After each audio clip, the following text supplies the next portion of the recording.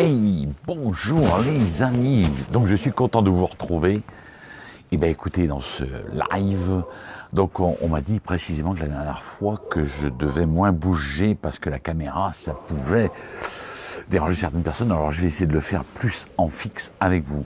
Donc aujourd'hui, je voulais vous faire un peu, je bafouille un petit peu, hein. Je voulais vous faire un live sur ce que je crois moi qui est le défi de notre 21e siècle, que sont les relations et la communication. Je crois vraiment que c'est le défi de ce 21e siècle. Je crois qu'avoir des relations plus harmonieuses, c'est vraiment un défi. Parce que quand on voit ce qui se passe dans ce monde, c'est vraiment un défi qui est à venir dans le temps. Les relations et la communication. Je crois d'abord que la plus importante des relations que nous devons commencer à améliorer, c'est la relation à soi. C'est comment je suis avec moi-même, comment je vis avec moi-même. Est-ce que je suis bien avec moi-même? Parce que quand je commence à être bien avec moi-même, je commence à être mieux avec l'extérieur. Et c'est paradoxal parce que je vois l'extérieur qui commence à changer. Ça va demander un travail sur soi. Après, le deuxième défi, c'est d'accepter la différence.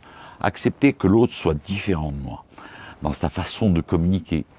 Parce que simplement, je rappelle que dans le mot communication, il y a le mot mise en commun de partage, de différence. C'est que l'autre peut avoir un point de vue différent de moi. Je peux l'entendre, je ne suis pas obligé d'y adhérer, mais simplement le fait de l'entendre et de l'accepter et de ne pas essayer d'attirer l'autre dans mon point de vue, ça commence à abaisser les tensions. Accepter que l'autre soit différent de moi. Ça, c'est un grand défi. Alors, c'est vrai que dans mon parcours, j'ai rencontré plusieurs outils que sont l'énéagramme, mais il en existe d'autres. Mais je pense que celui-là, honnêtement, c'est vraiment un outil très simple, un outil de connaissance de soi, de meilleure compréhension de l'autre, et pour avoir des meilleures relations avec l'autre. Ça nous permet aussi, quand je commence à me connaître, savoir comment moi je me suis construit, ça nous permet de rentrer dans notre essence. J'entends par le mot essence, je crois que c'est quelque chose qui nous relie tous.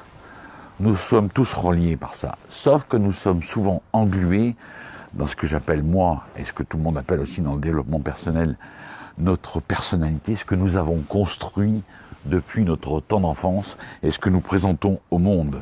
Ça, voilà, je présente mon masque, mais derrière le masque, souvent, il y a cette essence qui a envie de monter à la surface.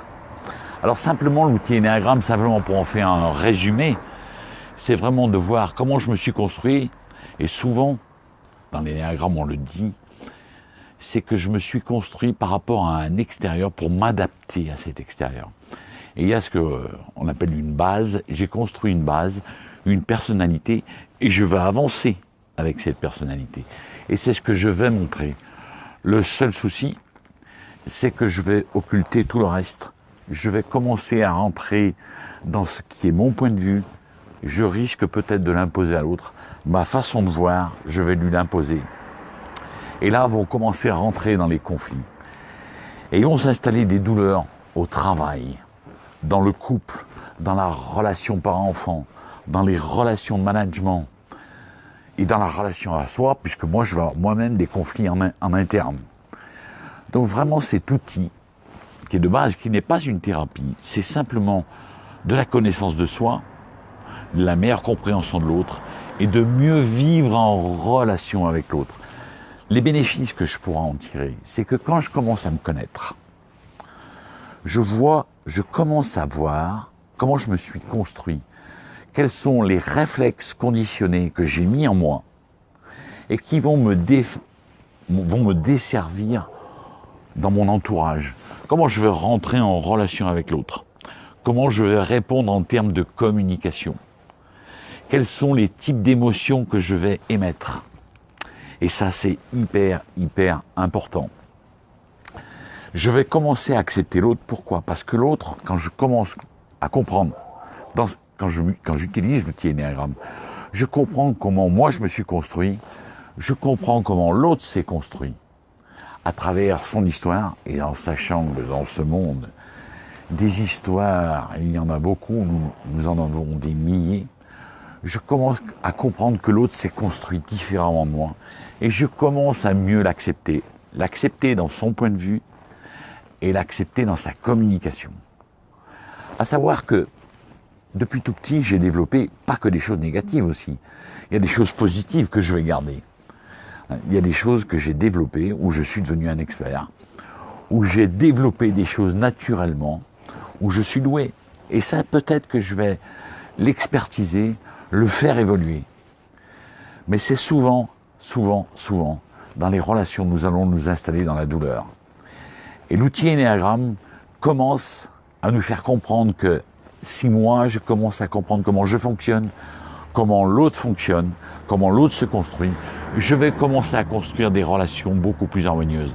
Ce aura un impact, je le répète, dans les relations de couple, dans les relations de management, dans les relations amicales, dans la relation parent-enfant qui est extrêmement importante pour moi, et dans la relation à soi.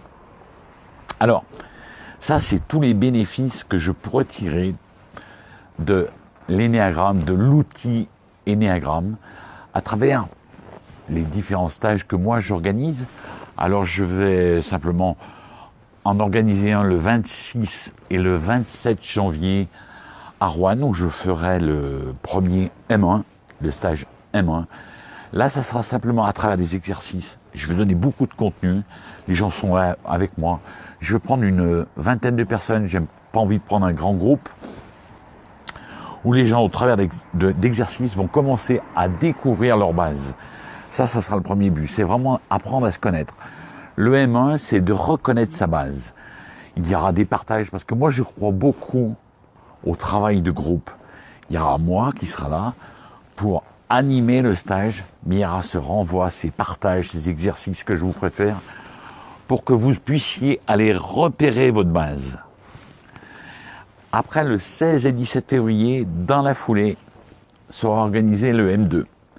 Où là, les gens, quand ils ont reconnu leur base, on va aller... Alors, je précise, quand je dis une base, je ne vous enferme pas dedans. Vous avez votre libre arbitre et vous avez votre histoire. Et celle-là, je la respecte. Mais dans le deuxième stage, le M2, qui sera organisé le 16 et 17 février à Rouen, toujours à Rouen, à la petite maison du bio, 45 rue des Minimes à Rouen, où là, nous travaillerons sur la dynamique relationnelle, ce que j'ai dit au début de cette vidéo. Comment les bases peuvent communiquer entre elles. Donc là, on les regroupera entre elles, toutes les bases, et elles vont interagir entre elles. Et là, c'est un travail, c'est merveilleux, parce que on commence à voir des choses qui vont commencer à se créer. Par exemple, une base 1 qui va avoir une base 4. Quand je dis base, une personnalité qui est de cette base, va commencer à rentrer en relation avec l'autre et commencer à comprendre que lui fonctionne différemment de moi. Il a été construit différemment de moi. Donc là, ça sera le deuxième week-end.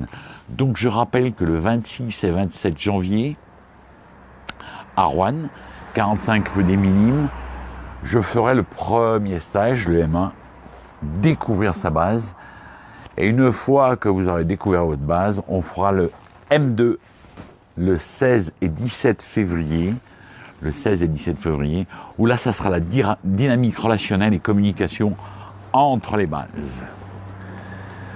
Alors, je vais arriver dans une autre partie je fais partie d'un groupe qui s'appelle MEPR, Mieux-être en Pays Rouennais. Nous sommes 35 praticiens.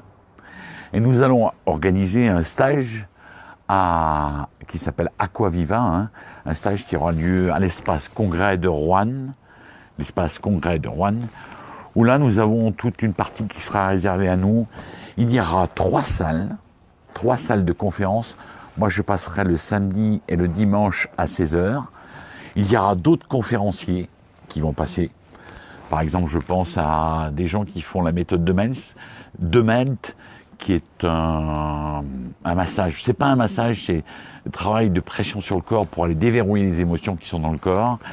Nous aurons Dominique Jean-Pierre, qui est une praticienne qui va nous parler du pouvoir de l'intention. Nous aurons Jean-Louis qui va nous parler au niveau de l'atlas et l'axis, quand on peut faire un travail sur ces deux vertèbres qui sont en haut, on peut réaligner le corps. Enfin, il vous l'expliquera mieux que moi. Il y aura des masseurs, il y aura des hypnothérapeutes. Enfin, il y aura tout un panel de praticiens qui seront sur place.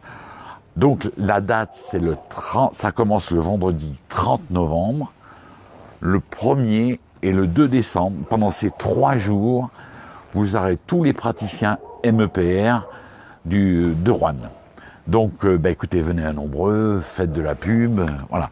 Là, moi, pendant mes 2 conférences, je rappellerai ce que c'est que je ferai un rappel sur l'énéagramme, je ferai une rapide synthèse dans les conférences, je ne vais pas trop creuser, mais je rappellerai simplement ce que c'est que l'énéagramme, qu'est-ce que ça peut nous apporter, et ça sera sur 2 conférences, le samedi à 16h et le dimanche à 16h.